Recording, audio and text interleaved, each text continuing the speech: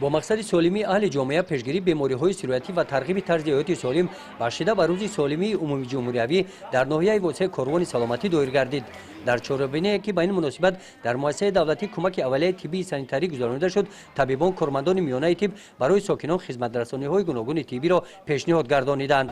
امروز روز 7 اپریل سال 2021 که هر سال روزی سالمی جامعه در جمهوری تاجیکستان به قید گرفته می شود.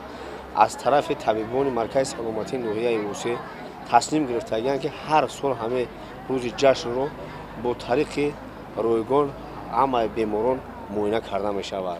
عین حال همه متخصصانی که زیرینی که در بالای میز ایستاده مثال بیماران را از نظر گذرانده هستند، همه چیز با طریق رایگان باید صورت گرفته شود. در این روز همین گونه چهاررهبینی‌های طبی در مرکزهای سلامتی دهاتی گذرانیده شده. از جانب کارمندان ساحه تندرستی طبق اطلاع 1620 نفر مراجعت کنندگان از معاینه طبی گذرانیده شده. طبیبان به آنها مصلحت‌های مفید دادند.